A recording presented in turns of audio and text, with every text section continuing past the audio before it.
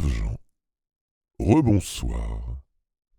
Et pour cette seconde fois de l'année, c'est parti pour une nouvelle horrifique histoire.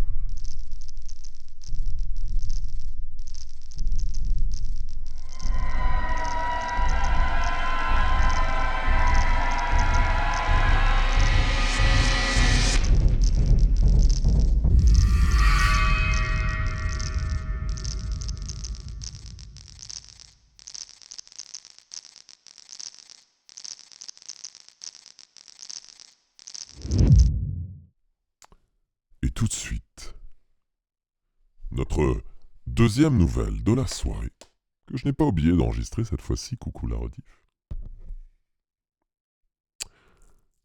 De l'au-delà, une nouvelle d'Howard Phillips Lovecraft, écrite en 1920 et publiée en 1934. Braves gens, bonne écoute.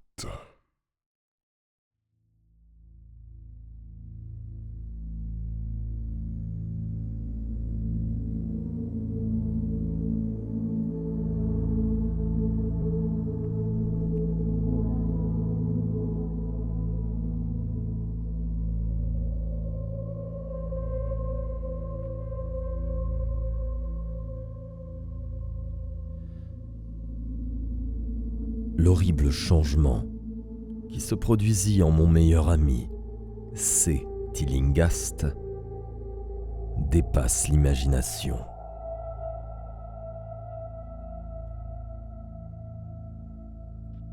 Nous étions restés 2 mois et demi sans nous voir, depuis le jour où il m'avait expliqué vers quel but tendaient ses recherches physiques et métaphysiques. Quand il avait répliqué à mes remontrances craintives en me jetant hors de son laboratoire dans un accès de rage, j'avais compris qu'il resterait à présent cloîtré dans son laboratoire, en compagnie de cette maudite machine électrique, mangeant peu, éloignant de lui ses domestiques. Toutefois, je n'avais pas pensé qu'une brève période de 10 semaines pourrait modifier et défigurer à ce point une créature humaine. Il n'est guère agréable de voir un homme corpulent s'émacier brusquement, de constater que sa peau devient jaunâtre, que ses yeux s'enfoncent, se cernent et prennent des lueurs inquiétantes, que son front se couvre de veines et de rides, et que ses mains sont agitées d'un tremblement compulsif. Et si l'on ajoute à cela une saleté repoussante, un manque de soin évident, chez un homme en d'autres temps méticuleux et impeccable, la découverte est bouleversante.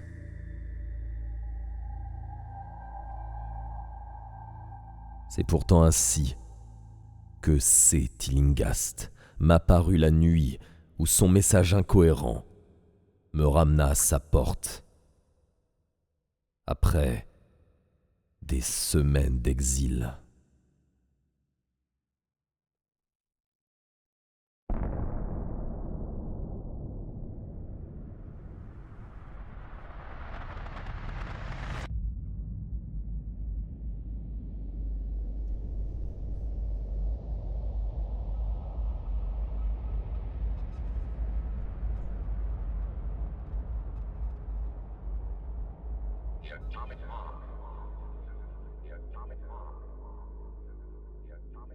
C'était donc lui, ce spectre qui tremblait en me faisant entrer une bougie à la main et qui jetait des regards furtifs par-dessus son épaule, comme s'il craignait la présence de choses invisibles dans cette vieille maison solitaire, à l'écart de Benevolent Street.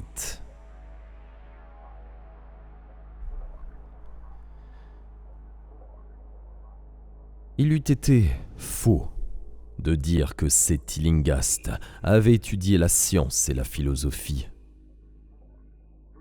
On devrait abandonner ces recherches périlleuses aux esprits froids et impersonnels.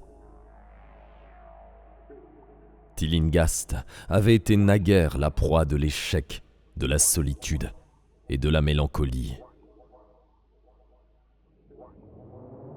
Mais maintenant, je savais qu'il avait réussi. Je l'avais prévu 10 semaines auparavant, quand il avait décrit avec enthousiasme ce qu'il était sur le point de découvrir. Il était alors très excité. « Que savons-nous » avait-il déclaré d'une voix pédante et fébrile. « Du monde, de l'univers qui nous entoure. Les moyens que nous possédons pour recevoir des impressions sont ridiculement peu nombreux, et notre connaissance des objets qui nous environnent est infiniment restreinte. Nous ne voyons les choses que de notre propre point de vue et n'avons aucune idée de leur vraie nature. Avec 5 faibles sens, nous prétendons appréhender le cosmos complexe et sans limite, alors que d'autres êtres, qui possèdent un éventail de sens plus large, plus fort ou différent, peuvent percevoir des univers entiers de matière, d'énergie et de vie qui sont à portée de notre main et qui ne peuvent pourtant jamais être détectés par nos organes sensitifs. J'ai toujours pensé que de tels mondes inaccessibles existent près de nous. Maintenant, je crois que j'ai trouvé le moyen de franchir les barrières qui nous en séparent. Je ne plaisante pas. D'ici à 24 heures, cette machine émettra des ondes qui agiront sur des organes inconnus en nous-mêmes et qui sont atrophiés. Ces ondes nous ouvriront des perspectives inconnues. Nous verrons enfin à quoi hurlent les chiens la nuit et ce qui fait dresser les oreilles des chats après minuit. Nous verrons tout cela et d'autres choses qu'aucune créature vivante n'a encore vues. Nous traverserons le temps, l'espace et ses dimensions. Et sans bouger, nous pourrons scruter le cœur de la création.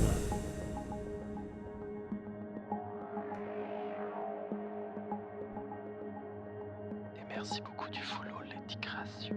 Bien fait.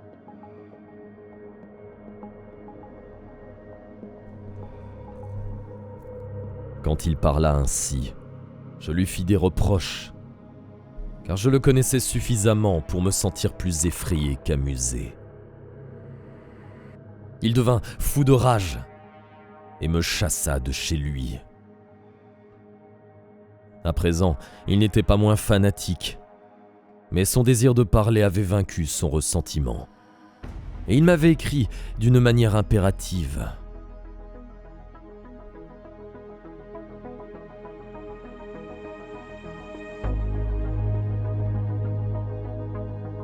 En pénétrant dans la demeure de mon ami, transformé soudainement en une gargouille tremblante, je me sentis pris d'une terreur insondable. Les paroles exprimées 10 semaines auparavant semblaient s'être matérialisées dans l'obscurité qui régnait dans la maison. Je frémis en entendant la voix creuse et altérée de mon hôte. J'aurais souhaité voir les domestiques, mais il prétendit s'être séparé d'eux depuis 3 jours. Il me parut curieux que le vieux Grégory eût abandonné son maître sans prévenir un ami aussi fidèle que moi. Mais mes craintes disparurent bientôt tant ma curiosité grandissait. Je ne pouvais que faire des suppositions sur ce que Tillinghast attendait de moi. Mais je ne doutais pas qu'il eût à me confier quelques secrets importants. Auparavant, j'avais protesté contre son intrusion anormale dans l'impensable. À présent qu'il avait de toute évidence réussi, je partageais presque son état d'esprit, malgré le prix que sa victoire semblait lui avoir coûté.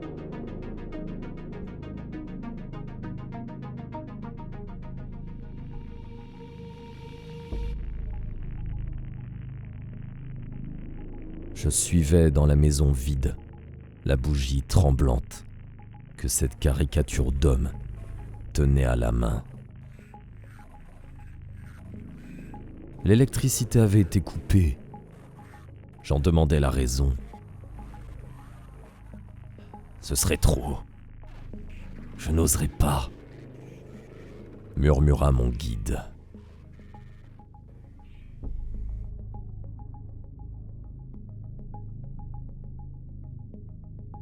Et non, a priori, on ne l'a jamais lu, ni te l'a dit. Et il continua de murmurer. Je notais cette nouvelle manie. Cela ne lui ressemblait pas de marmonner tout seul.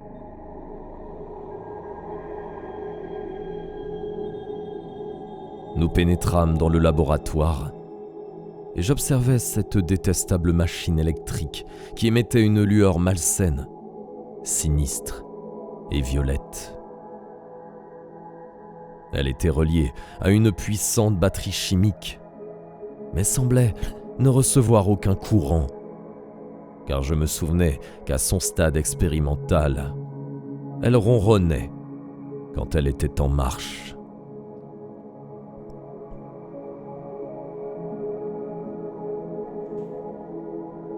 Tillinghast me déclara que cette lueur permanente n'était pas électrique au sens où je l'entendais. Il me fit asseoir à gauche de la machine et tourna un bouton quelque part sous les lampes.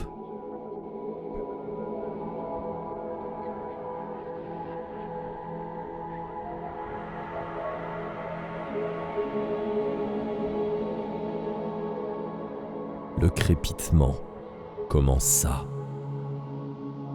puis se mua en sifflement pour se terminer en un doux bourdonnement. Pendant ce temps, la luminosité augmenta, diminua de nouveau, puis prit une teinte pâle et indéfinissable que je ne puis décrire. Tillinghast, qui m'observait, remarqua ma surprise. « Savez-vous ce que c'est » chuchota-t-il. « C'est de l'ultraviolet. » Il hocha curieusement la tête. « Vous pensiez que l'ultraviolet était invisible ? Il l'est, mais à présent, vous pouvez le voir, ainsi que d'autres choses invisibles. Écoutez-moi. Les ondes qui proviennent de là éveillent un millier de sens endormis en nous. Les sens qui nous ont été légués par des siècles d'évolution de l'état d'électron à l'état d'organisme. J'ai vu la vérité. Et j'ai l'intention de vous la faire voir. Vous vous demandez quel aspect elle aura. Je vais vous le dire.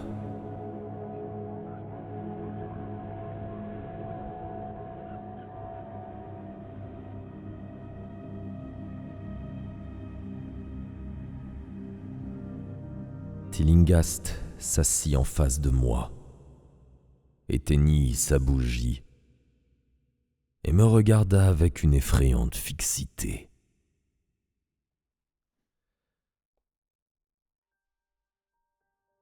Vos oreilles d'abord vont recevoir un grand nombre d'impressions. Vous avez entendu parler de la glande pinéale ? Je ris à l'idée de ce qu'en pensent les dupes et les disciples de Freud. Cette glande est le plus grand des organes des sens. Je l'ai découvert. C'est comme une vue sans fin qui transmettrait les images au cerveau. Si vous êtes normal, c'est ainsi que vous devriez le percevoir. Vous aurez la preuve de l'au-delà.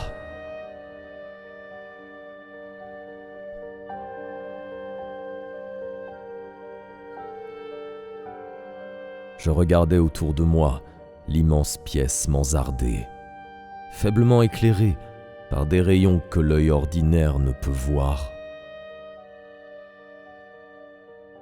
Les coins éloignés étaient dans l'ombre, et l'endroit tout entier était entouré d'un halo irréel qui invitait l'imagination au fantasme.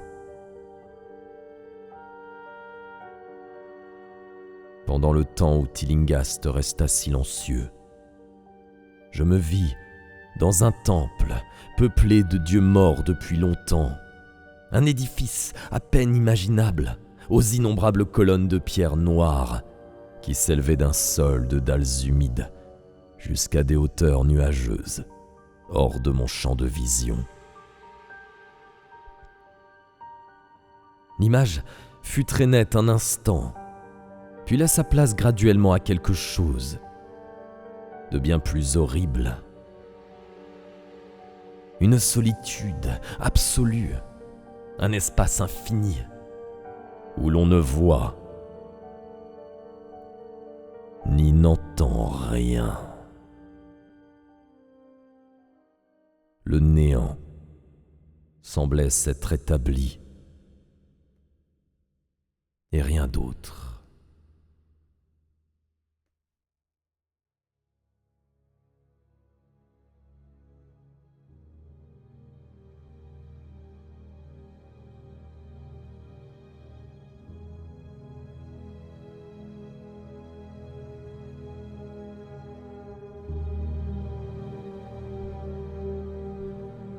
Je ressentis une frayeur puérile qui me poussa à sortir de ma poche le revolver que je portais sur moi en permanence depuis la nuit où l'on m'avait attaqué à East Providence.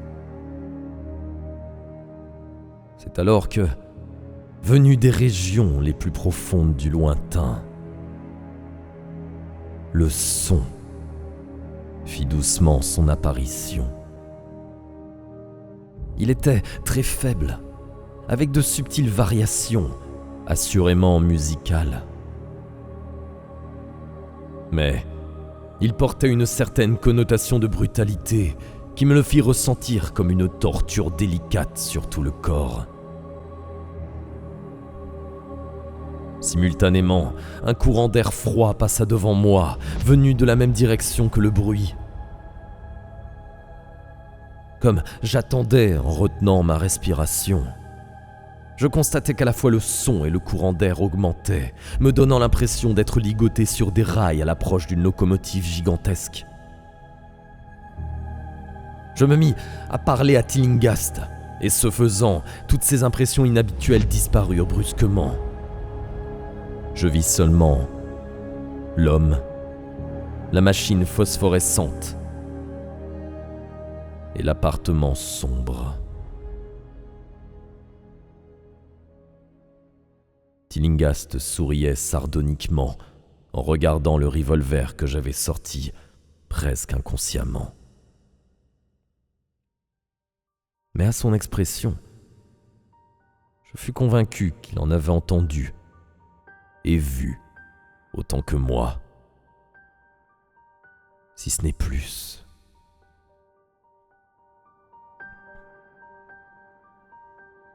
Je lui dis à voix basse ce que j'avais ressenti, et il m'ordonna de rester aussi calme et réceptif que possible. « Ne bougez pas !» ordonna-t-il. « Car dans ces rayons, on peut nous voir de la même façon que nous pouvons voir. Je vous ai dit que les domestiques étaient partis, mais je ne vous ai pas dit comment. Cette femme de ménage stupide allumait la lumière en bas après que je lui avertis de ne pas le faire. Et les fils ont capté des vibrations concordantes. Ça a dû être terrible. Je pouvais entendre ses cris jusqu'ici, malgré ce que je voyais et entendais d'une autre direction. Plus tard, ce fut assez horrible de trouver ce tas de vêtements épars dans la maison. Les vêtements de Miss Updike étaient à côté du commutateur d'entrée. C'est ainsi que je sus ce qui s'était passé. Ils ont tous été atteints. N'ayez crainte. Aussi longtemps que nous ne bougerons pas, nous serons en sécurité. Rappelez-vous que nous avons affaire à un monde terrifiant dans lequel nous sommes pratiquement sans défense. Ne bougez surtout pas.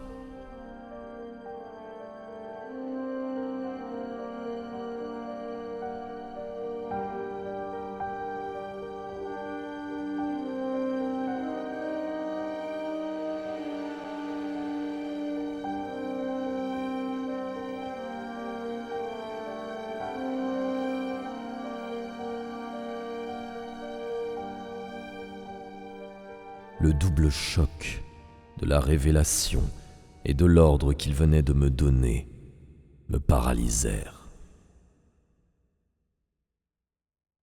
Et, dans ma terreur, mon esprit s'ouvrit de nouveau aux impressions venues de ce que Tillinghast appelait l'au-delà.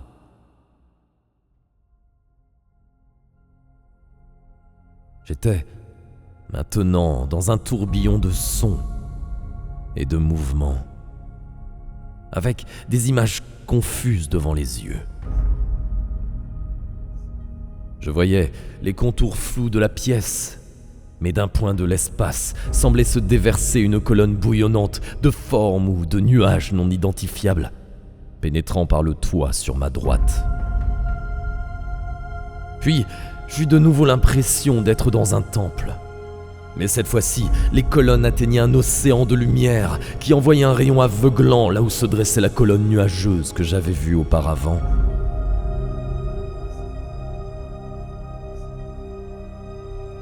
La scène, ensuite, devint un kaléidoscope.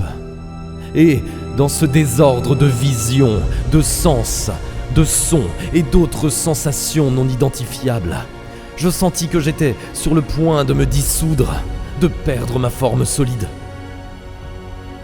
Je me souviendrai toujours de ce moment particulier. Je crus regarder un fragment de ciel nocturne rempli de sphères brillantes et tournoyantes.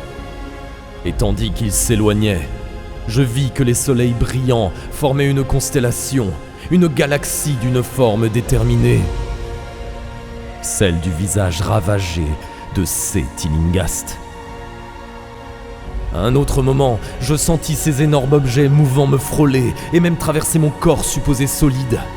Et je crus voir Tillinghast les regarder comme si ses sens mieux entraînés pouvaient les saisir visuellement. Je me souvins de ce qu'il avait dit sur la glande pinéale et je me demandais ce qu'il voyait de cet œil surnaturel. Soudain, j'eus la sensation d'être moi-même en possession d'une vue accrue. Au-dessus du chaos de lumière et d'ombre, s'éleva une image qui, bien qu'imprécise, avait des éléments de consistance et de permanence. Quelque chose de vaguement familier, car la partie inhabituelle était superposée à la scène terrestre habituelle, de la même manière qu'une image de film peut être projetée sur le rideau peint d'un théâtre.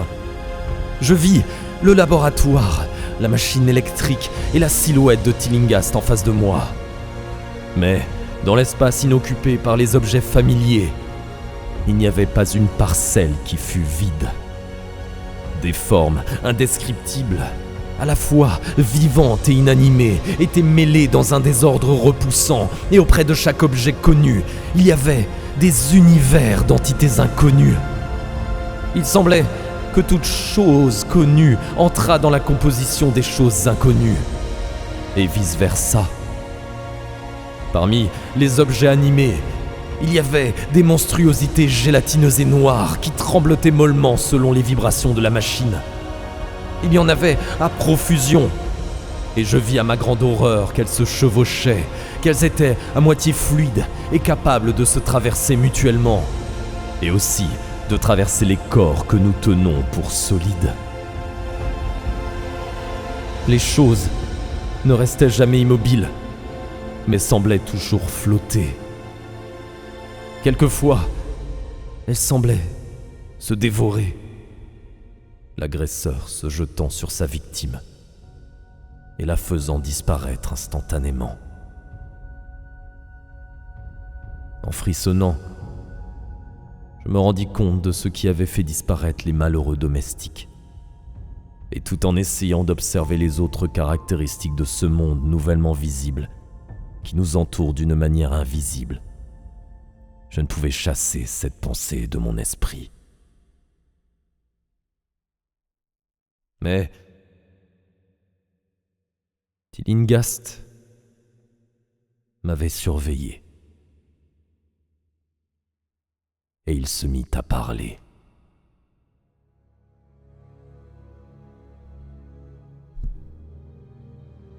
Vous les voyez ? Vous les voyez, ces choses qui flottent autour de vous et vous traversent à chaque instant de votre existence. Vous voyez ces créatures qui forment ce que les hommes appellent l'air pur et le ciel bleu. N'ai-je pas réussi à abattre les barrières ? Ne vous ai-je pas montré des mondes qu'aucun être vivant n'a jamais vus ? Je l'entendis crier à travers le chaos épouvantable et regardais le visage sauvage qui était tout près du mien. Ses yeux lançaient des éclairs et il me fixait avec ce que je reconnus être une haine implacable. La machine grésillait d'une manière inquiétante. Vous pensez que ces formes flottantes ont fait disparaître les domestiques ? Insensé.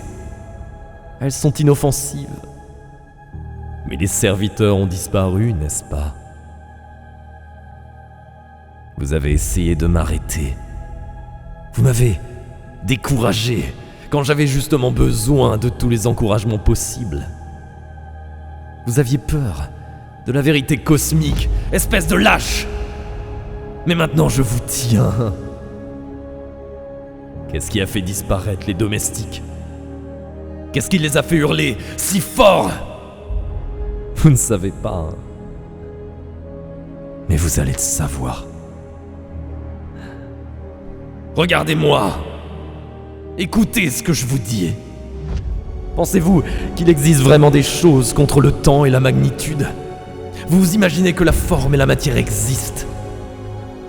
Je vous le dis, j'ai atteint des profondeurs que votre cervelle étroite ne peut même pas se représenter.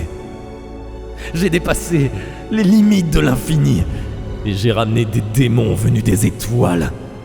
J'ai chevauché les ombres qui galopent d'univers en univers pour semer la mort et la folie. L'espace m'appartient, vous entendez ? Les choses me poursuivent maintenant, ces choses qui dévorent et qui dissolvent. Mais je sais comment les éviter. C'est vous qu'elles auront, comme elles ont eu les domestiques. Vous bougez, cher ami. Je vous ai dit qu'il était dangereux de bouger. Je vous ai sauvé jusqu'ici en vous disant de rester tranquille. Je vous ai sauvé pour que vous puissiez voir encore autre chose. Et pour que vous m'écoutiez. Si vous aviez bougé, elle se serait jetée sur vous depuis longtemps. N'ayez crainte. Elles ne vous feront pas de mal. Elles n'ont pas fait de mal aux domestiques. C'est leur vision qui a fait hurler ces pauvres diables. Mes créatures ne sont pas belles, car elles viennent d'endroits où les critères esthétiques sont très différents. La désintégration est tout à fait indolore. Je vous le certifie. Mais je veux que vous les voyiez. Je les ai quasiment vus, mais j'ai su m'arrêter. Vous êtes curieux ? J'ai toujours su que vous n'étiez pas un esprit scientifique. Vous tremblez, hein ? Vous tremblez de voir ces choses ultimes que j'ai découvertes. Eh bien, pourquoi ne bougez-vous pas? Vous êtes fatigué. Ne vous en faites pas, mon ami, car elles arrivent. Regardez. Regardez, maudit bougre. Regardez. Juste par-dessus votre épaule gauche.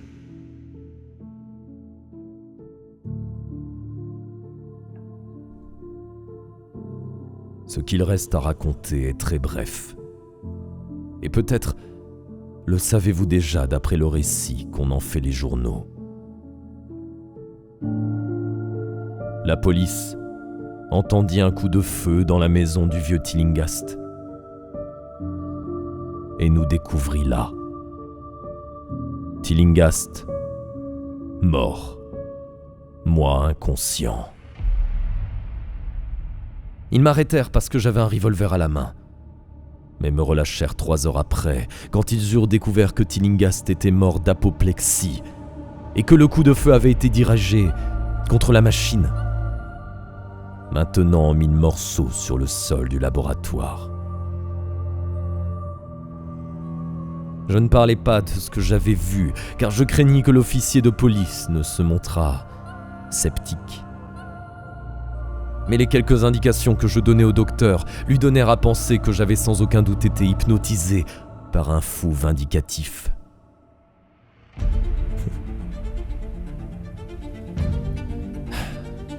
Je voudrais bien croire le docteur. Cela calmerait mes nerfs ébranlés si je pouvais oublier ce que je sais maintenant de l'air et du ciel qui m'entourent. Je ne me sens jamais tout à fait seul, ni tout à fait à l'aise. Et la sensation affreuse d'être suivi m'assaille quelquefois quand je suis fatigué. Ce qui m'empêche de croire le docteur, c'est un fait très simple. La police n'a jamais retrouvé les corps des domestiques que C. Tillinghast a, dit-on, assassinés.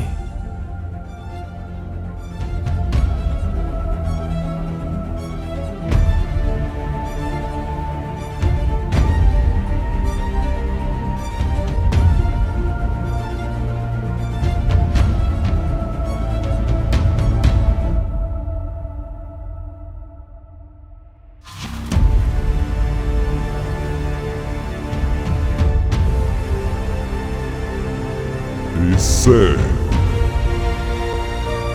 une fin d'histoire.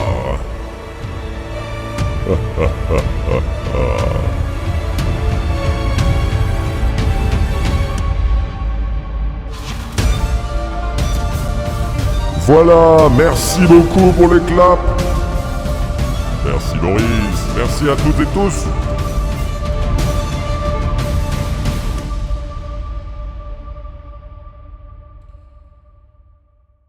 J'espère que vous allez kiffer.